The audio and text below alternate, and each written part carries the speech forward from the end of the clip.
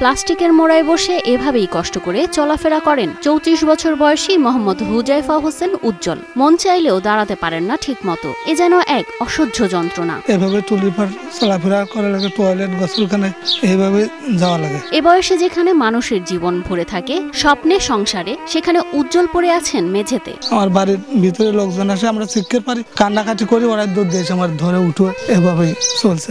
ঘরের মেঝেই তার পৃথিবী, ঘরের কোণ আর উঠোনের মাটি, এটুকুই তার জীবন। নাম উজ্জ্বল হলেও জীবন তার অন্ধকারে ডুবতে বসেছে। প্রতিবন্ধী বোন ওই যা পারে তাই রান্না করে, এমন দিন আছে না খাওয়া থাকা লাগে। আজকেও যেমন না খাই, সারাদিনই গেছে, রান্না করতে পারিনি, খাবার পারলাম। এক সময় স্বপ্ন ছিল স্কুলে যাবে, বড় হবে, বাবা মায়ের মুখে হাসি ফোটাবে। কিন্তু ষষ্ঠ শ্রেণীতে পড়া অবস্থায় হঠাৎই কোনো এক অজানা রোগে তার পা বেঁকে যেতে শুরু করে। বাবা মায়ের আর্থিক অসচ্ছলতা তার চিকিৎসায় বাধা হয়ে দাঁড়ায়। টাকা পয়সা তো নেই, কিভাবে চিকিৎসা হবো? পেটের বাতি তো জোগাড় পেনি, তো চিকিৎসা হবো কিভাবে? সমস্যা, আমাদের আয় করার মানুষ নেই, 4 জন ফ্যামিলিতে 4 জনই অকর্ম। আস্তে আস্তে হাঁটা বন্ধ, স্কুল বন্ধ, বন্ধ হয়ে গেল স্বপ্ন দেখাও। আজ 2 দশকের বেশি সময় ধরে মেঝেই তার ঠিকানা।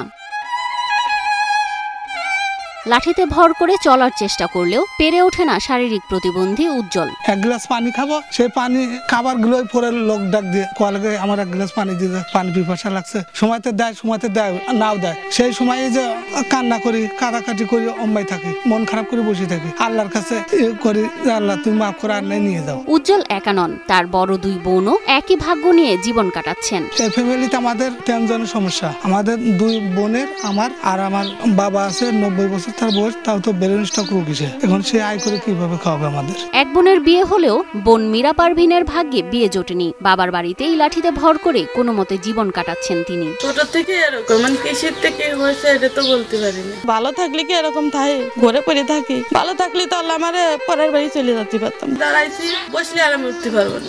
কখনো খেয়ে কখনো না খেয়ে দিন পার করছেন তারা। দোষী আমার একটু তরকারি রান্না করে দে, আমরা কয়টা খাই। সে কয়েছে আমার কাজ আছে, এখন আমি পারবো না। আপনাদের কাছে যদি যাবার পারি, তাহলে আপনার কাছে আমি কিছু চাতেই পারি। আমি তো তাও যাতে পারিনি, হাঁটি তো যাওয়া লাগে, সে হাঁটার শক্তিটা নেই।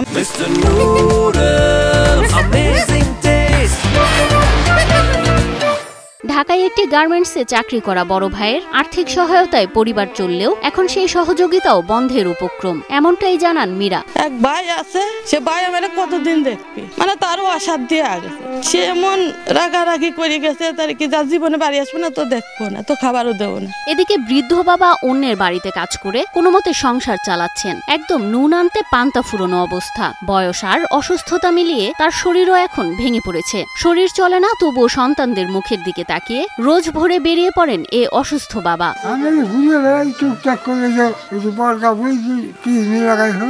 প্রশ্ন রয়ে যায়, অসুস্থ এ বাবা মারা গেলে এরপর কি হবে এই পরিবারটি? কে দেখবে উজ্জ্বলদের? কে শুনবে এই ঘরের নিঃশব্দ কান্না? বিত্তবানদের সহায়তা পেলে হয়তো আবার বাঁচার স্বপ্ন দেখবে তারা। আপনারা যদি আমার সাহায্য করেন, তাহলে আমরা বাঁচতে পারি। এখন আপনারা যদি অর্থ সহায়তা কেউ দিতে চান, তাহলে দিতে পারেন। আমার দেখারই মানুষ নেই, আশেপাশের লোক যদি আমার দেখে, তাহলে আমরা বাঁচি আছি, তাছাড়া আমি বাঁচার ক্ষমতা নেই।